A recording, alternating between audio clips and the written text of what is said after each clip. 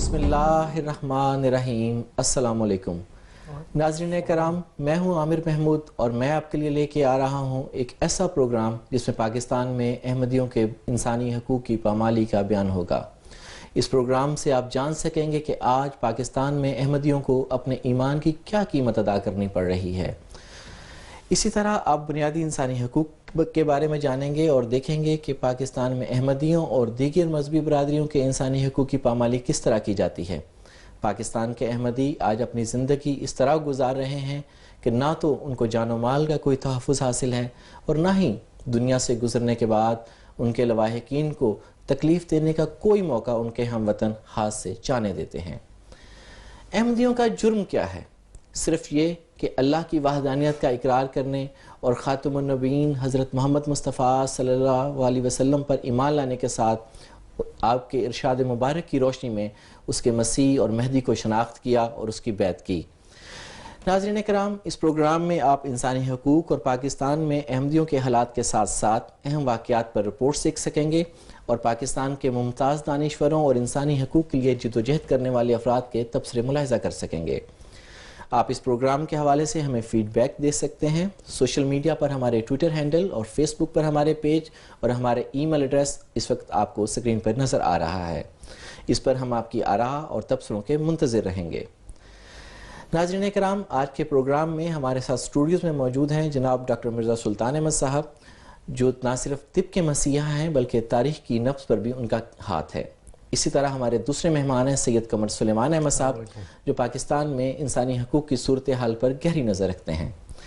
اس سے پہلے کہ ہم اپنے مہمانوں سے گفتگو کا آغاز کریں اور ان سے جانیں کہ پاکستان میں کیا صورتحال ہے، ہم چاہیں گے کہ اس پروگرام کے نام چلی ہے رسم کے حوالے سے آپ کو یہ بتاتے چلیں کہ یہ نام ہم نے پاکستان کے معروف شاعر جناب فیض احمد فیض صاحب کی ایک نظم سے لیا ہے۔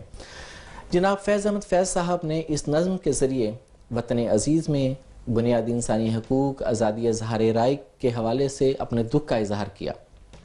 فیض صاحب کو خراج تحسین پیش کرتے ہوئے ان کی یہ نظم سنتے ہیں ان کی صاحبزادی محترمہ سلیمہ ہاشمی صاحبہ سے، جو انسانی حقوق کمیشن آف پاکستان کے پنجاب چیپٹر کی چیئرپرسن ہیں۔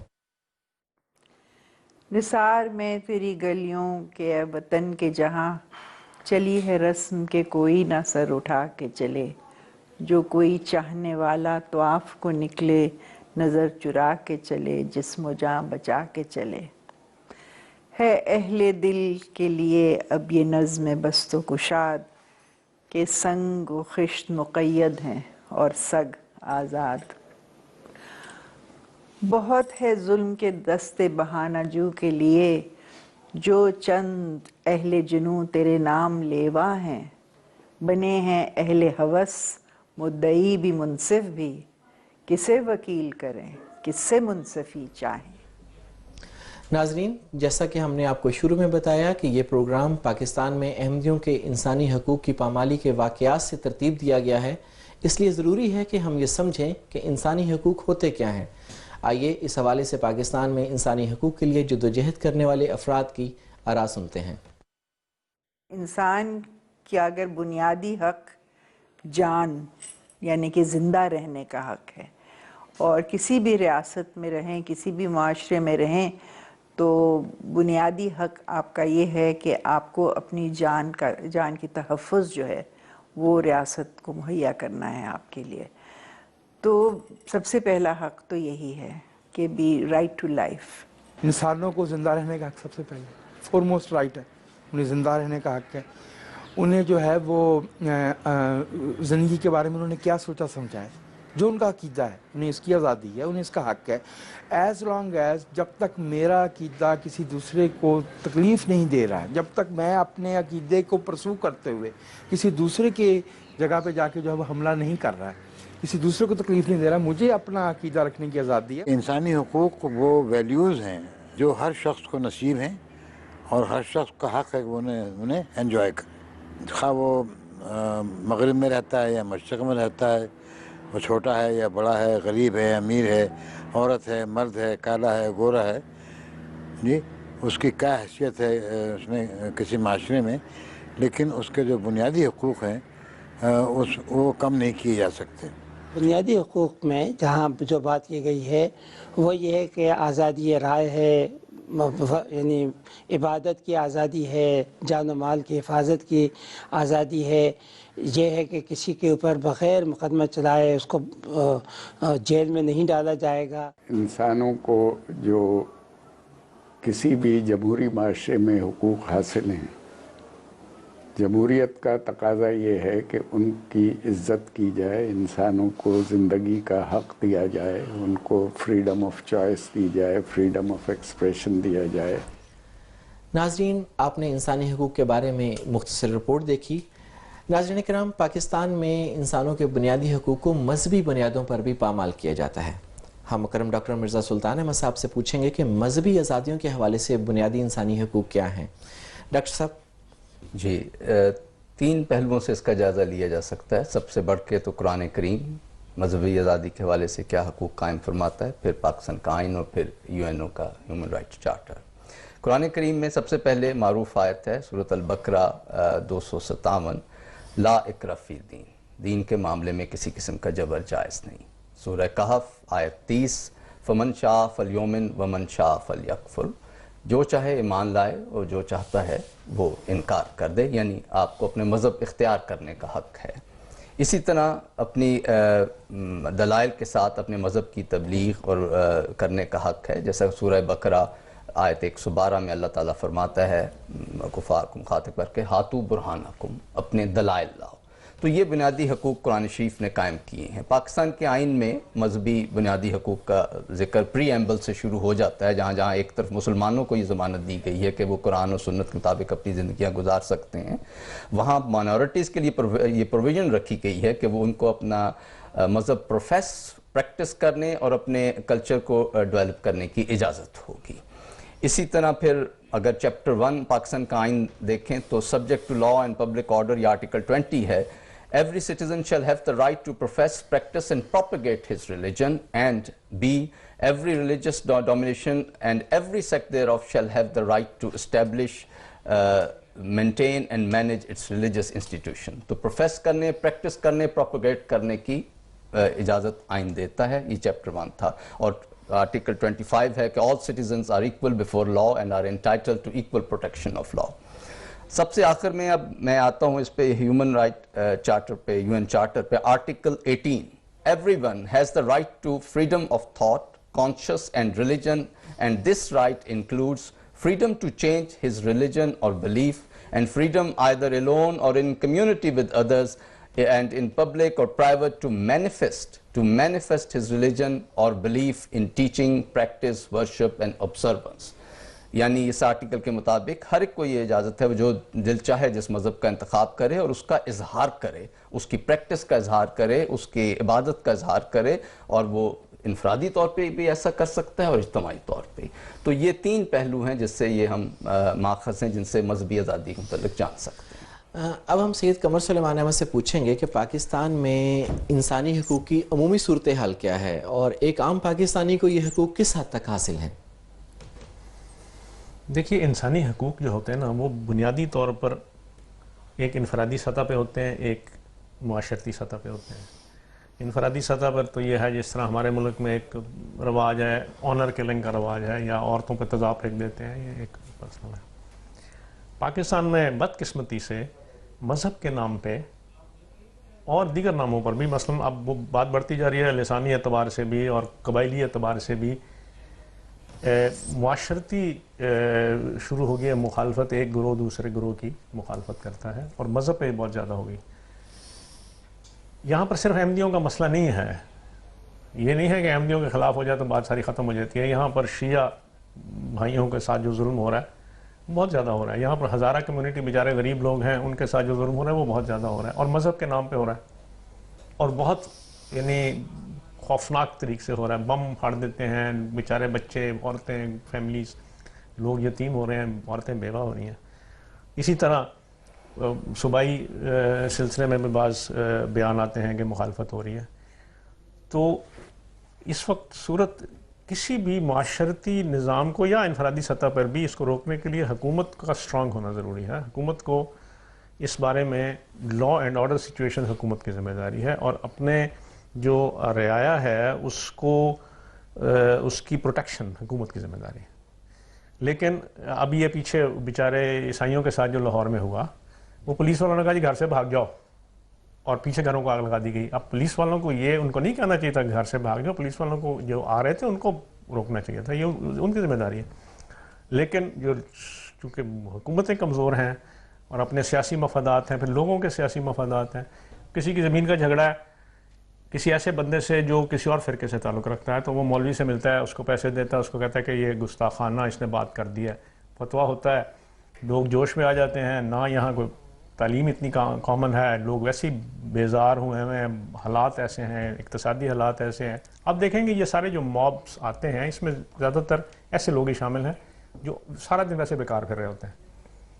یہ وہ ایک سمجھتے ہیں کہ ہم کوئی بڑی خدمت کر رہے ہیں یا ہماری اس سے ایک اپنے ہمارا قد و قامت اونچا ہو رہا ہے.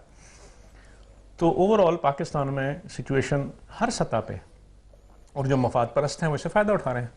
یہ اور بات ہے کہ بالآخر یہ ساری بات دوبارہ جو گند ہے وہ سب کے اوپر آ کے پڑتا ہے. یہ صرف اس سے وہ نہیں جو مفاد پرست ہے وہ بچ نہیں جاتا, بالآخر کہیں نہ کہیں یہ سائیکل ایسا چل پڑا ہے اب کہ اس کو روکنے کے لیے حکومت کو طاقتور ہونا ضروری ہے, حکومت کو منصف ہونا ضروری ہے, انصاف کرنا پڑے گا, تب یہ رکے گا. جو مجرم ہے اس کو سزا دینی ہے چاہے وہ جتنا مرضی طاقتور ہو, تب یہ بات رکے گی, ورنہ حالات جو ہیں وہ دن بدن خراب ہو رہے ہیں. ناظرین اکرام, سید قمر سلیمان صاحب کی گفتگو سے ہم نے جانا کہ ایک عام پاکستانی کے انسانی حقوق کی اس وقت کیا صورتحال ہے.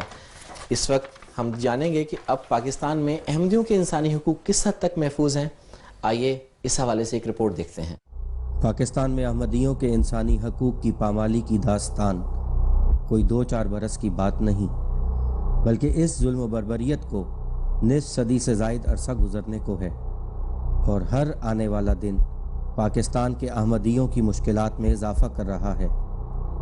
سماجی سطح پر احمدیوں کو جن تعصبات کا سامنا ہے اس کو ایک طرف رکھ بھی دیں تو ریاست کے بنائے قوانین ہی ان کی زندگیوں میں تلخیاں گھولنے کو کافی ہیں.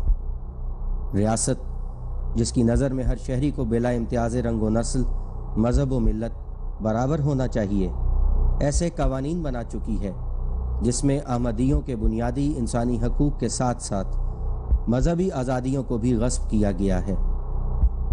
آج پاکستان میں کسی احمدی کو جان و مال کا کوئی تحفظ نہیں. ان کے قتل کے فتووں پر مبنی پمفلٹس کھلے عام تقسیم ہوتے ہیں اور کوئی اس کو روکنے والا نہیں. اخبارات میں احمدیوں کے خلاف منفی اور زہریلا پروپیگنڈا مسلسل جاری ہے. تعلیمی اداروں میں احمدی طلباء و طالبات امتیازی سلوک کا نشانہ بن رہے ہیں. مخالفین سرکاری انتظامیہ کی مدد سے جماعت احمدیہ کی عبادت گاہوں پر سے کلمہ طیبہ مٹانے کا گھناؤنا جرم کیے جا رہے ہیں. احمدیوں پر بے بنیاد مقدمات قائم کیے جا رہے ہیں. انتہا پسند عناصر کھلے عام اس مظلوم برادری کے خلاف نفرت کا پرچار کر رہے ہیں اور اس امر کی قطعاً پرواہ نہیں کر رہے کہ یہ عمل قومی یکجہتی اور ملکی سالمیت کے لیے سب میں قاتل ہے. دنیا سے گزر جانے والے احمدی بھی انتہا پسند عناصر کے شر سے محفوظ نہیں رہے. قبروں سے نہ صرف قرآنی آیات اور دعائیں مٹائی جا رہی ہیں بلکہ ان کے تقدس کو پامال کرتے ہوئے ان کو مسمار کیا جا رہا ہے. اسی طرح اس محب وطن جماعت کو سیاسی عمل سے باہر رکھنے کے لیے ایسے قوانین بنائے گئے ہیں کہ یہ اپنے وطن میں ہی اجنبی بنا دیے گئے ہیں. ظلم کی انتہا یہ ہے کہ آج پاکستان کی قیادت اس ساری صورتحال پر مجرمانہ خاموشی اختیار کیے ہوئے ہے. انسانی حقوق کے لیے کام کرنے والی چند آوازیں ہیں جو اس ناانصافی کے خلاف آواز بلند کرتی ہیں, مگر یہ آواز کمزور ہے اور اب تک غیر مؤثر ثابت ہوئی ہے. اب وقت ہے کہ تمام لوگ اس ناانصافی کے خلاف اپنی آواز اٹھائیں. ناظرین کرام, آپ نے پاکستان میں احمدیوں کے انسانی حقوق کی پامالی کے حوالے سے ایک مختصر رپورٹ ملاحظہ کی. آئیے یہ جاننے کی کوشش کریں کہ اس عمل کی شروعات کہاں سے ہوتی ہیں اور اس کے پس پردہ حقائق کیا ہیں.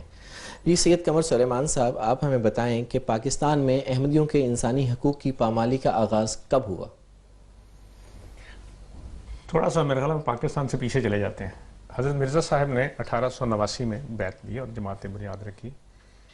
اسی وقت سے جماعت کی مخالفت شروع ہو گئی اور اس وقت کے علماء نے سارے ہندوستان میں پھر کے فتوے دیے اور مرزا صاحب کے بارے میں کہا کہ جی یہ کافر ہو گئے اعوذ باللہ اور یہ دجال ہیں وغیرہ. تو مخالفت تو چل رہی تھی اور وہ ایک جذباتی رنگ دیتے ہیں نا مخالفت کرنے کے. لیکن انہوں نے حضرت عیسیٰ علیہ السلام کی وفات کا ذکر کیا ہے جبکہ حضرت عیسیٰ علیہ السلام زندہ آسمان پر موجود ہیں. تو مرزا صاحب کا یہ جو دعویٰ ہے یہ اس بنیاد پر یہ کافر ہو گئے. چنانچہ وہ چلتی رہی. اس کے اندر پھر ہندوستان میں بھی بہت زیادہ سیاسی ایکٹیویٹی چل رہی تھی. لیکن انگریزوں کی حکومت میں یہ خوبی تھی کہ وہ لوگوں کو گفت و شنید میں تو کھلی چھٹی دیتے تھے جو مرضی کہے, لیکن ہاتھ اٹھانے کی اجازت نہیں تھی. تو مجلس احرار قائم ہوئی جو دراصل کانگریس کے ساتھ تھی اور انہوں نے احمدیوں کے خلاف ایک تحریک شروع کی. 1934 میں قادیان پہ انہوں نے جلسہ کیا اور کہا کہ جی ہم قادیان کی اینٹ سے اینٹ بجا دیں گے وغیرہ. یہ جو مجلس احرار ہے نا یہ جب قائم ہوئی ہے تو یہ پاکستان کے بھی مخالف تھی. جب پاکستان بن گیا تو اب مسلمانوں کا بنیادی طور پر یہ ملک ہو گیا زیادہ تعداد میں, ان کو وہاں کوئی سہارا نہیں ملا تو یہ پاکستان آ گئے. اور پاکستان آ کے بنیادی طور پر پہلے یہ چونکہ پاکستان کے خلاف تھے اور یہاں آ کے انہوں نے کوشش کی پاپولیرٹی حاصل کرنے کی. وہ جس کو انگریزی میں کہتے ہیں نا کہ فلیکسنگ دیئر مسلز. تو انہوں نے پہلا سٹیپ یہ کیا کہ ذرا اپنی طاقت ایسی جگہ سے شروع کی جائے جو آسان ٹارگٹ ہے نسبتاً, کیونکہ احمدیوں کے بارے میں وہ پہلی فضا کو جو انہوں نے مسموم کیا ہوا تھا. تو 1949 سے انہوں نے ایک شروع کر دیا پلان اور 1953 میں پھر انہوں نے تحریک چلائی. اس سے قبل ڈاکٹر قائد اعظم نے چوہدری ظفر اللہ خان صاحب کو وزیر خارجہ بنایا تھا. تو ان کے 2-3 مطالبات رہے. ایک تو چوہدری ظفر اللہ خان صاحب کو ہٹایا جائے, دوسرے احمدیوں کو کلیدی اسامیوں سے ہٹایا جائے اور تیسرے احمدیوں کو غیر مسلم قرار دیا جائے. اس تحریک میں ایک اور پرابلم یہ آ گئی کہ پنجاب میں اس وقت ممتاز دولتانہ صاحب تھے اور مرکز میں خواجہ ناظم الدین صاحب تھے اور ان کی آپس میں کلیش تھا بنگال اور پنجاب کی نمائندگی کے حوالے سے. نمائندگی برابر دی گئی تھی قانون میں. دولتانہ صاحب کی کوشش تھی کہ بنگال سے زیادہ پنجاب کو نمائندگی ملے. تو انہوں نے اس تحریک کو یعنی احمدیہ تحریک کو دراصل خواجہ ناظم الدین کی حکومت کے خلاف استعمال کرنا شروع کیا. تو 1953 میں چلی, اس کا دیکھیں جو کس طرح چلی. لیکن پھر اس کے بعد پھر ختم ہو گئی. وہاں مارشل لا بھی لگا پاکستان میں, ایک جزوی مارشل لا لگا. پہلی دفعہ جو لگا وہ اسی وجہ سے لگا, انہی مولویوں کی وجہ سے مارشل لا لگا تھا پاکستان میں. پھر 74 میں بھٹو صاحب کے زمانے میں دوبارہ یہ تحریک چلی اور پھر بھٹو صاحب کی اسمبلی نے آئین میں ترمیم کر کے پاکستان کو for the purpose of law and constitution غیر مسلم ڈکلیئر کر دیا. یہ دوسری بڑی غلطی تھی. اور پھر 84 میں ضیاء الحق صاحب کے زمانے میں پھر آرڈیننس جو 20 انہوں نے نافذ کیا جو بعد میں آرٹیکل 20 بن گیا. اس میں پھر انہوں نے تھرو آؤٹ پاکستان کی جو احمدیوں کو ہر قسم کے حقوق سے, جو بنیادی انسانی حقوق جس کا ذکر بڑے بڑے دانشوروں نے کیا ہے, وہ اس سے محروم کر دیا گیا. اور ہر دفعہ یہ کہا جاتا تھا کہ آپ قادیانیت کے تابوت میں آخری کیل ٹھوک دی گئی. اور اب پھر ایک نئی مخالفت کی رواج چلی ہے جو بہت زیادہ شدت کے ساتھ چل رہی ہے. تو چلی تو احمدیت کی بنیاد سے ہی تھی, لیکن پاکستان جب سے بنا یہی مجلس احرار نے یہاں سے شروع کیا کام اور اب وہ نتیجے بھگت رہے ہیں. جی ناظرین کرام, آپ نے جانا کہ قیام پاکستان کی تحریک میں جماعت احمدیہ نے اپنی ہمت اور توفیق کے مطابق حصہ لیا جو تاریخ کا ایک روشن باب ہے. اسی طرح یہ بھی تاریخی سچائی ہے کہ اس وقت ملاؤں نے قیام پاکستان کی زبردست مخالفت کی, لیکن ان کی تمام تر مخالفت کے باوجود پاکستان معرض وجود میں آ گیا. قیام پاکستان کے بعد ان ملاؤں نے سیاست میں اپنی جگہ بنانے کے لیے احمدیوں کو اپنی مشق ستم کا نشانہ بنایا. آئیے اس حوالے سے ایک رپورٹ دیکھتے ہیں. قیام پاکستان کے موقع پر بانی پاکستان قائد اعظم محمد علی جناح رحمہ اللہ تعالیٰ نے سر ظفر اللہ خان صاحب کو پاکستان کا پہلا وزیر خارجہ مقرر کیا. ایک طرف سر ظفر اللہ خان صاحب وطن عزیز کے لیے انتہائی جانفشانی سے کام کر رہے تھے اور دنیا بھر کے مسلمانوں کے حقوق کے تحفظ کے لیے سرگرم عمل تھے, تو دوسری طرف وہ نام نہاد علماء دین تھے جو مجلس احرار کے پلیٹ فارم سے سیاست کرتے تھے اور قیام پاکستان کی مخالفت کر کے اس خطے کے عوام کی نظر میں اپنی سیاسی وقت کھو چکے تھے اور اب بے حد پریشان تھے. آخرکار انہوں نے سیاست میں اثر نو قدم جمانے کے لیے سر ظفر اللہ خان کے خلاف پروپیگنڈا شروع کر دیا, جس کا مرکزی نقطہ یہ تھا کہ چونکہ سر ظفر اللہ خان احمدی ہیں اس لیے انہیں وزیر خارجہ کے عہدے سے ہٹایا جائے۔ پاکستان کی مرکزی حکومت کے لیے اس بلا جواز مطالبے کو تسلیم کرنا ممکن نہیں تھا، جبکہ اس وقت پنجاب کے وزیر اعلیٰ ممتاز دولتانہ نے سیاسی مفادات کے لیے مجلس احرار کی اس تحریک کو آگے بڑھایا۔ جلد ہی اس تحریک نے ایک سوچے سمجھے منصوبے کے تحت تشدد کا ہتھیار استعمال کرنا شروع کر دیا۔ حالات یہاں تک خراب ہوئے کہ لاہور میں امن و امان کی بحالی کے لیے فوج نے مارشل لا نافذ کر دیا۔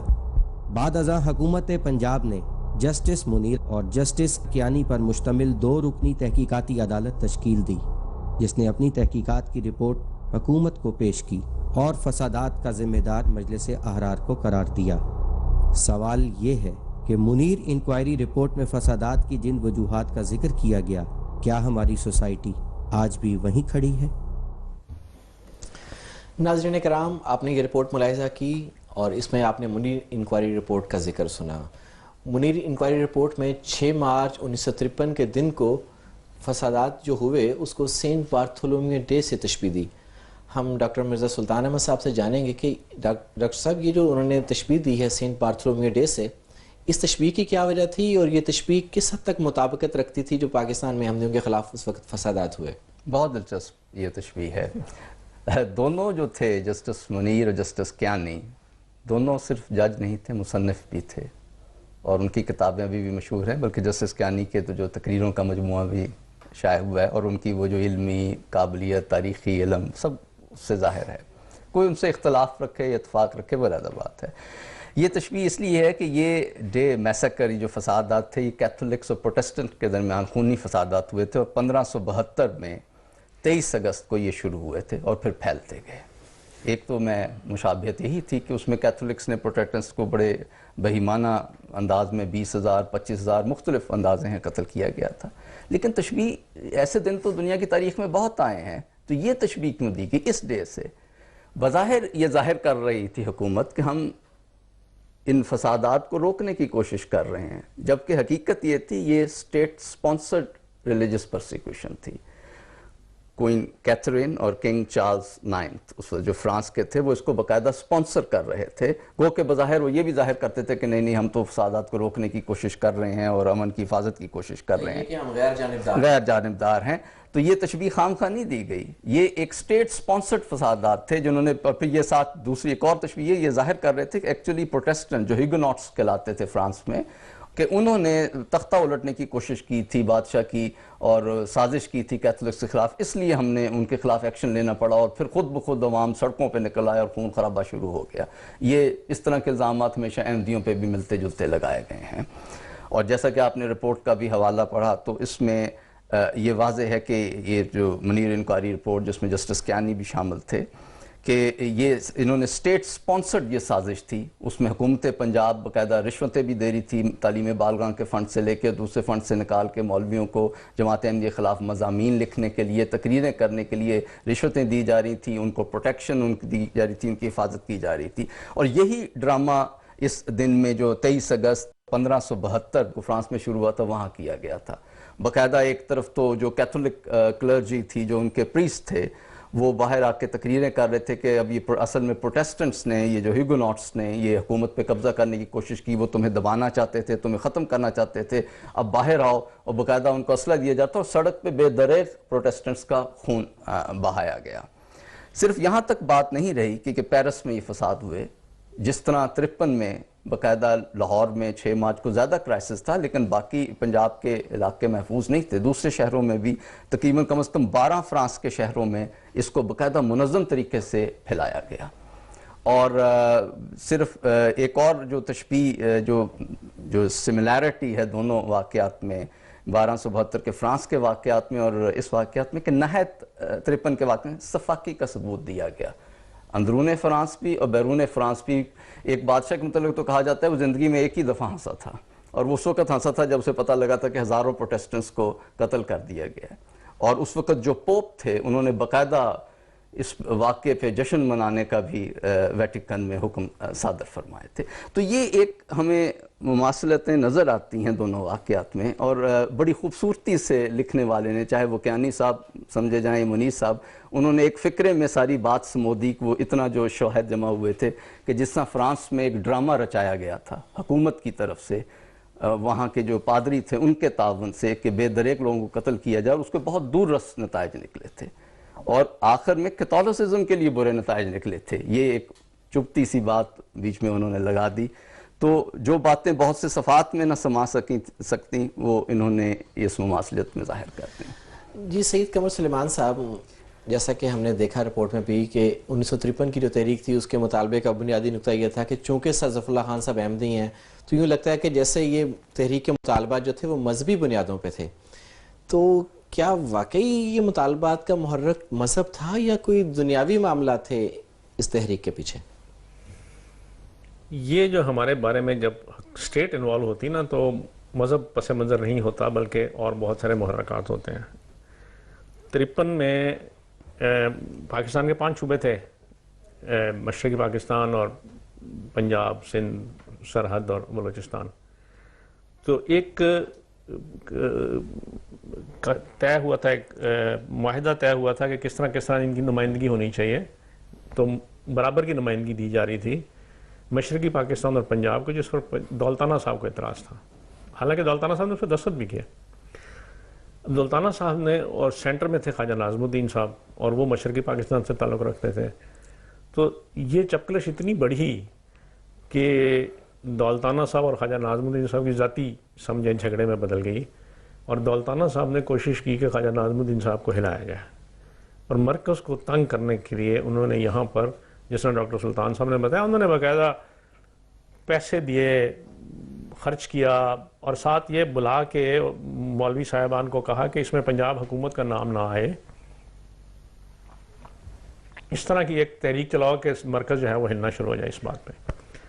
تو وہ بہرحال تحریک چلی، لیکن اس وقت خواجہ ناظم الدین صاحب کے بارے میں ذاتی طور پر لوگوں کا خیال ہے کہ شاید وہ مولویوں کے اس مطالبے کو درست بھی سمجھتے تھے کہ احمدی مسلم نام نہیں ہے، وہ ڈیلے کرتے رہے بات کو۔ مذاکرات ہو رہے ہیں جی، بڑی بڑی لمبے لمبے مذاکرات ہو رہے ہیں، کئی مہینے، بلکہ انہوں نے کوشش کی کہ مولویوں کے گروہ کو آپس میں توڑا جائے، لیکن چونکہ پیچھے دولتانہ صاحب کا بھی اثر و رسوخ تھا تو وہ بات ان سے نہیں چلی۔ نتیجتاً یہ ہوا کہ فسادات بہت بڑھ گئے۔ اس کے اوپر پھر گورنر جنرل صاحب تھے غلام محمد صاحب، انہوں نے مارشل لا نافذ کیا، جنرل اعظم خان کو یہاں بھیجا، اور پھر ان دونوں کو نکال دیا، اور نکال کے محمد علی بوگرا صاحب اس کے بعد وزیر اعظم آئے، وہ بھی بنگالی تھے ویسے۔ تو پیچھے اس کے پس منظر میں دولتانہ صاحب اور خواجہ ناظم الدین صاحب کی اور پنجاب اور مشرقی پاکستان کی چپکلش تھی، جو، اور احمدی چونکہ آسان ٹارگٹ ہے نا، کیونکہ احمدی احتجاج نہیں کرتے، صبر سے کام لیتے ہیں، ان کو مارو تو یہ آگے سے مارتے نہیں ہیں، سڑکیں نہیں بلاک کرتے، آگے نہیں لگاتے، چیزیں نہیں توڑتے، تو یہ بڑا آسان ٹارگٹ ہے۔ اور مجلس حرار کو بھی ایک موقع چاہیے تھا، وہی میں نے عرض کیا تھا پہلے، اپنے مسلز فلیکس کرنے کا پاکستان میں، تو یہ ان کو آسان مل گیا۔ ناظرین کرام، اب ہم اپنے پروگرام کو تھوڑا آگے بڑھاتے ہیں اور پاکستان میں جماعت احمدیہ کے خلاف دوسری بڑی پرتشدد تحریک کا جائزہ لیتے ہیں۔ 1974 میں جماعت احمدیہ کے خلاف ایک بہت منظم جو تحریک چلائی گئی، آئیے اس حوالے سے ایک رپورٹ دیکھتے ہیں۔ 29 مئی 1974 کو جماعت احمدیہ کے مرکز روا میں ریلوے اسٹیشن پر چند شرپسند مسافروں کے ایک سوچے سمجھے منصوبے کے تحت ہونے والے لڑائی جھگڑے کو بنیاد بنا کر نام نہاد علماء کرام نے پاکستان کے طول و عرض میں احمدیوں کے خلاف جھوٹا پروپیگنڈا شروع کر دیا کہ روا میں احمدیوں نے نشتر میڈیکل کالج کے طلبہ پر حملہ کر کے کئی طلبہ کو قتل اور شدید زخمی کر دیا ہے۔ اس پروپیگنڈے کے نتیجے میں وطن عزیز کے طول و عرض میں بسنے والی اس برادری پر زمین تنگ کر دی گئی، کئی احمدیوں کو قتل کر دیا گیا، بعض مقامات پر ان کے گھروں اور دکانوں کو لوٹ کر آگ لگا دی گئی، احمدیوں کو بائیکاٹ کا سامنا کرنا پڑا، ریاستی ادارے احمدیوں کو تحفظ فراہم کرنے میں مکمل طور پر ناکام ہو گئے۔ ان فسادات کو بنیاد بنا کر ملاؤں نے احمدیوں کو غیر مسلم قرار دینے کے مطالبے کو ازسر نو دہرانا شروع کر دیا۔ حکمران جماعت نے اس موقع پر سیاسی فوائد حاصل کرنے کی غرض سے معاملے کو پارلیمنٹ میں لے جانے کا اعلان کیا، جہاں عوامی نمائندوں پر مشتمل پاکستان کی پارلیمنٹ نے آئین میں دوسری ترمیم کر کے احمدیوں کو قانون و آئین کے اغراض کے لیے غیر مسلم قرار دے دیا اور اس کارروائی کو خفیہ قرار دے دیا گیا۔ دنیا کی معلوم تاریخ میں یہ اپنی نوعیت کا اس لحاظ سے انوکھا فیصلہ ہے کہ جب جمہوریت کے اصولوں پر قائم ایک اسمبلی نے اپنے اختیارات سے تجاوز کرتے ہوئے اپنی مملکت کے شہریوں کے عقیدے کے تعین کی ذمہ داری اٹھائی، آئینی طور پر شہریوں کے مذہب کے بارے میں فیصلہ کرنا کہ وہ کسی مخصوص مذہب کے ساتھ وابستہ ہیں یا نہیں انتہائی عجیب ہے۔ ریاست جس کی نظر میں سب شہریوں کو برابر ہونا چاہیے، اس عمل کے ذریعے اس نے اپنے شہریوں کے درمیان مذہبی تفریق پیدا کرتے ہوئے ان کے سیاسی، سماجی اور قانونی حقوق کی خلاف ورزی کی۔ سوال یہ ہے کہ تکفیر کے اس عمل نے ریاست کو مستحکم کیا یا ایک کمزور ریاست کے انتشار کی بنیاد رکھی؟ ناظرین کرام، رپورٹ آپ نے ملاحظہ کی۔ سید قمر سلیمان صاحب، آپ ہمیں بتائیں کہ انسانی حقوق کا عالمی منشور جو ہے وہ اور آئین پاکستان بھی ہر انسان کو اس کی مرضی کا عقیدہ اختیار کرنے، اس پر عمل کرنے اور اس کی تبلیغ کی آزادی کا حق دیتا ہے، اور اس حق میں یہ بات بھی شامل ہے کہ جو انسان ہے وہ اپنے آپ کو کس مذہب سے منسوب کرتا ہے۔ آپ ہمیں یہ بتائیں کہ 1974 کی اسمبلی کا یہ فیصلہ کس اعتبار سے بنیادی حقوق کی بھی خلاف ورزی ہے اور اپنے اختیارات سے بھی تجاوز ہے؟ بھٹو صاحب بڑے ذہین آدمی تھے، انہوں نے بظاہر جو فریز بنائی اس قانون کو انٹروڈیوس کرنے میں، اس میں بنیادی انسانی حقوق کی خلاف ورزی نہیں تھی۔ انہوں نے کہا کہ for the purpose of law and constitution Ahmadis are not Muslims, یعنی قانون پاکستان کو ان کو مسلمان نہیں قرار دیتا، ورنہ آپ کو تبلیغ کی بھی آزادی تھی، آپ کو اپنے مذہب کو بیان کرنے کی بھی آزادی تھی، صرف انہوں نے کہا یہ اکثریت سمجھتی ہے کہ آپ مسلمان نہیں ہیں۔ لیکن انہوں نے اپنے اختیارات سے تجاوز یہ کیا کہ انہوں نے اسٹیٹ نے فیصلہ کر یہ مذہب کا، جو اسٹیٹ کا کام نہیں ہے، کسی مذہب کا فیصلہ کرنا اسٹیٹ کا کام نہیں ہے، اور یہ اس قانون سے نتیجے میں انہوں نے ایک ایسی بنیادی اینٹ رکھ دی جس نے بعد میں 84 میں جو مسائل پیدا ہوئے یا اب تک جو مسائل پیدا ہو رہے ہیں اس کی عمارت اسی اینٹ کے اوپر استوار ہوئی۔ انہوں نے بنیاد رکھی، صرف وہ انہوں نے صرف شیرہ لگایا۔ وہ ایک شعر ہے نا کہ اور پھر اتنا چلے پاؤں میں طاقت نہ رہی، 2 قدم تھے میری دانائی سے نادانی تک۔ تو وہ 2 قدم ہی تھے انہوں نے اٹھائے، اور بظاہر اپنی سیاسی قد و قامت نہ صرف ملک میں بلکہ بین الاقوامی سطح پر بھی مسلم ورلڈ میں اونچی کرنے کے لیے انہوں نے یہ اقدام کیا کہ مولوی بھی خوش رہیں گے اور میں بھی وہ رہوں گا اور احمدی بھی میرے دباؤ میں آ جائیں گے۔ تو یہ سارا کام جو تھا وہ تھا، لیکن بنیادی حقوق پہ اس 74 کے واقعے نے کو بہت زیادہ احمدیوں کے اثر نہیں ڈالا تھا، البتہ وہ ایک بنیاد تھی جس کے بعد پھر گڑبڑ شروع ہوئی۔ آپ نے یہ کہا کہ اسٹیٹ کا کام نہیں ہے، تو سوال یہ کہ اسٹیٹ کا پھر مذہب کے حوالے سے کیا کام ہے؟ اسٹیٹ کا مذہب کے حوالے سے کوئی کام نہیں۔ مذہب ہے تو کیا ہے؟ مذہب ہوتا ہے خدا تعالیٰ اور انسان کا تعلق، اس میں اسٹیٹ کہاں سے آ گئی؟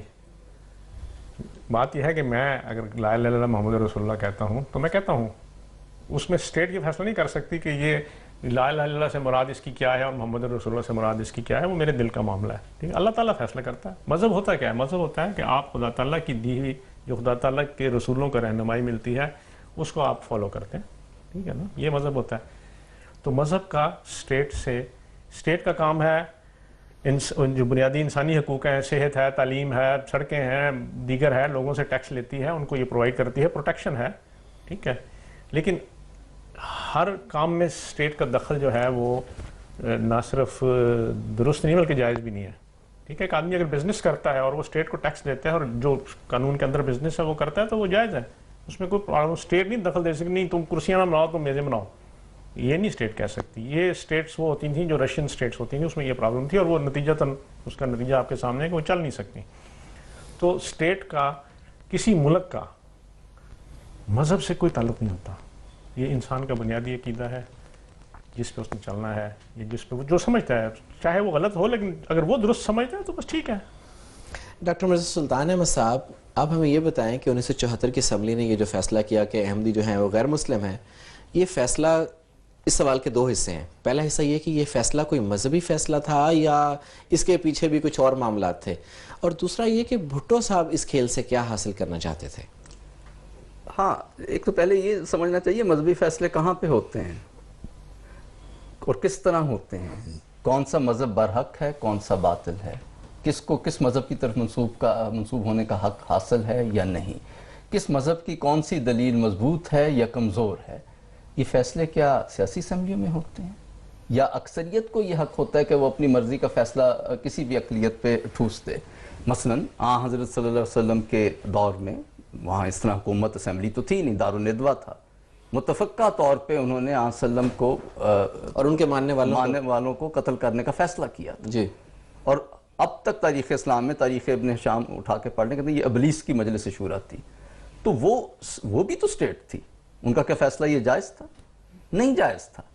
تو مذہبی فیصلے تو کسی اور پیرامیٹرز پہ ہوتے ہیں، کہیں اور ہوتے ہیں، دلائل کے تبادلے سے ہوتے ہیں، روحانیت کی بنا پہ ہوتے ہیں، جس کے ساتھ تائید الہی ہو وہ خود اس کا حق ظاہر ہوتا ہے. یہ اسمبلیوں میں جا کے مذہبی فیصلے کہاں ہوتے ہیں؟ اگر یہ ہم مفروضہ تسلیم کر لیں کہ ایک اکثریت کو حق حاصل ہے کہ وہ اس قسم کے فیصلے اقلیت میں مسلط کرے، تو دنیا کی تاریخ کے تمام انبیاء اور ان کی جماعتیں کم از کم ابتدائی طور پہ وہ غلط ثابت ہو جائیں گے، کیونکہ وہ تو اقلیت میں تھے، اکثریت ان کے خلاف بڑی متحد تھی، بڑی متفقہ تھی. جب حضرت عیسیٰ علیہ السلام انجیل میں بھی آتا ہے، جب وہ پوچھا کہ کیا اس چور کو پھانسی دی جائے پیلاطوس نے یا حضرت عیسیٰ کو، تو سب نے بیک زبان ہو کے کہا نہیں اس کو دو اور چور کو چھوڑ دو. تو کیا وہ اکثریتی فیصلہ ٹھیک تھا؟ تو یہ تو مفروضہ ہی غلط ہے. دوسری بات اب آ جاتی ہے کہ کیا حاصل کرنا چاہتے تھے. بات یہ ہے کہ ابھی الیکشن ہو کے کچھ سال پہلے ہٹے تھے، اس میں جو نام نہاد مذہبی سیاسی جماعتیں ہوتی ہیں ان کو بدترین شکست سے دوچار ہونا پڑا تھا. امیدیں ان کو تھی کہ ہم الیکشن سویپ کر رہے ہیں، اور پیچھے سے جماعت اسلامی کو 4 سیٹیں ملی. ان کی مجبوری تھی، وہ اپنی سیاسی مردے میں جان ڈالنا چاہتے تھے، اور اس کے لیے احمدیوں سے اچھا ایشو کون سا ہو سکتا تھا. ایک بھٹو صاحب کی بھی مجبوری تھی، ان پہ بھی ایک الزام آتا تھا کہ وہ ان کے مذہبی رجحانات نہیں ہیں، اور پاکستان کے ماحول میں یہ بہت بڑا الزام سمجھا جاتا ہے. تو جب انہوں نے اپنے سیاسی مردے میں جان ڈالنے کے لیے فسادات شروع کیے تو بھٹو صاحب نے اس کو کیش کرنا چاہا کہ چلو میں بھی اپنے پہ یہ الزام ہٹا دوں کہ میں بھی مذہبی، میں نے اتنی بڑی اسلام کی خدمت کی ہے. اور وہ آخر تک اس کا ذکر کرتے رہے، سپریم کورٹ میں بھی انہوں نے ذکر کیا، اور اف آئی ایم اسیسینیٹڈ میں بھی انہوں نے اس بات کا، جو کتاب ہے ان کی جو جیل سے لکھی، اس بات کا ذکر کیا. تو وہ یہ الزام اپنے اوپر سے اٹھانا چاہتے ہیں کہ میں کوئی مذہبی رجحان نہیں رکھتا. لیکن کیا یہ الزام ہٹ گیا ان پہ؟ نہیں، اس سے زیادہ شدت سے لگا. یعنی اس کے بعد جو فسادات ہوئے وہ ہمارے ہوشوں کی بات ہے. جو الیکشن سے پہلے اور الیکشن کے بعد جو ان کے خلاف تحریک چلی، ہر قسم کا بدترین الزام ان پہ اور ان کے اہل خانہ پہ انہی مولویوں کی طرف سے چلایا گیا جو پہلے کہتے تھے کہ یہ فیصلہ کر لو، ہم تمہارے پیچھے چلیں گے.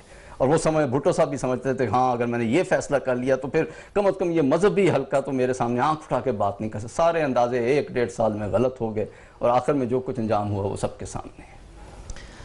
جی ناظرین، ہم نے 74 کا دیکھا، اس سے قبل ہم 1953 کا جائزہ لے چکے ہیں. اب ہم اپنے پروگرام کے اس حصے کی جانب بڑھتے ہیں جس میں اس قانون کی بات کریں گے جس نے پاکستانی احمدیوں کی زندگی کو سب سے زیادہ متاثر کیا ہے.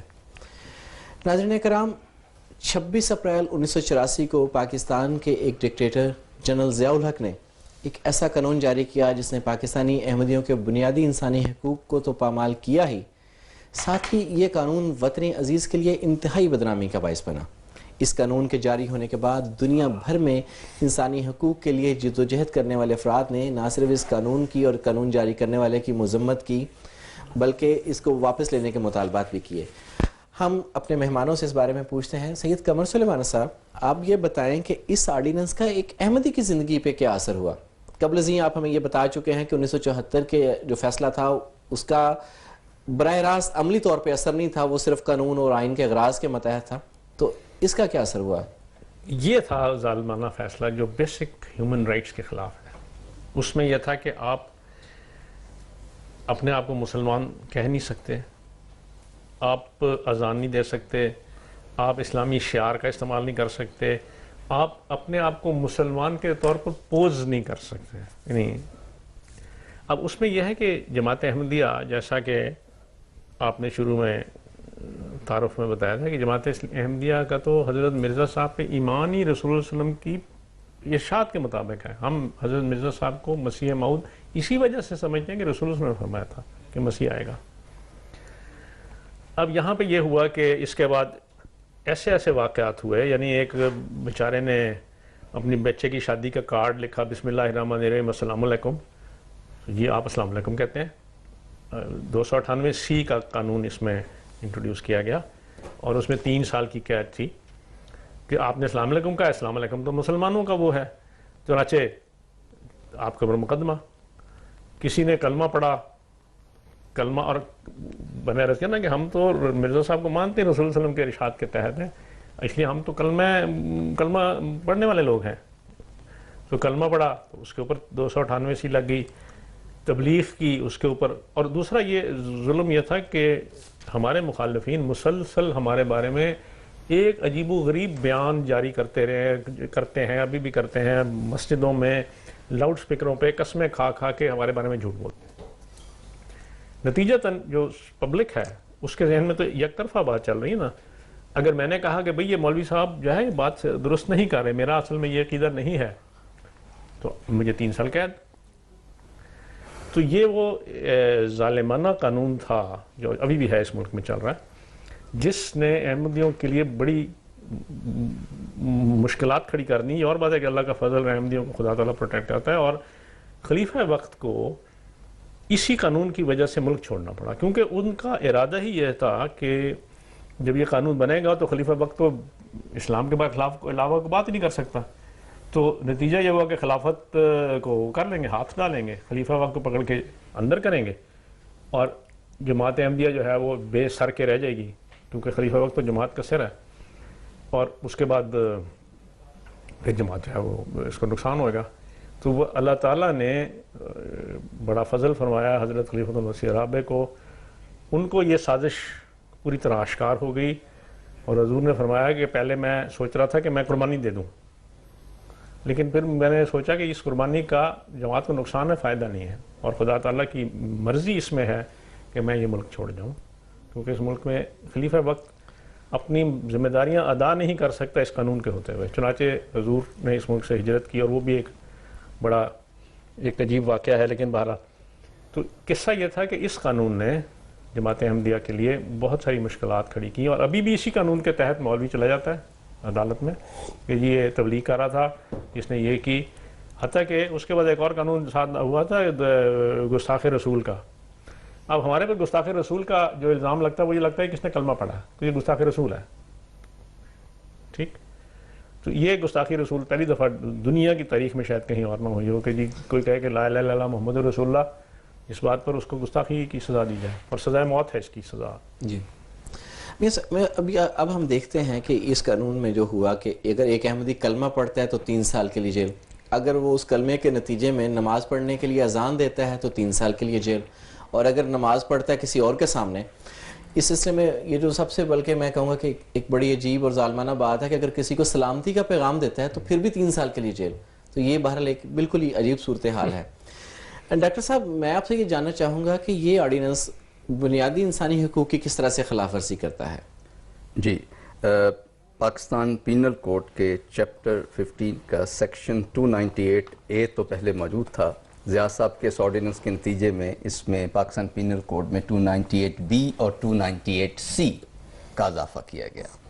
جہاں تک 298B کا تعلق ہے تو اس کے 2 حصے ہیں، اور پہلا حصہ A، B اور C اور D میں ڈیوائیڈڈ ہے، جس میں یہ کوشش کی گئی ہے کہ احمدی مذہبی طور پہ بعض الفاظ بعض اصطلاحات نہ استعمال کر سکیں، اور اس کی سزا تجویز کی گئی ہے. یعنی امیر المومنین، خلیفۃ المومنین، خلیفۃ المسلمین، صحابی، رضی اللہ عنہ کے الفاظ استعمال نہیں کر سکتے.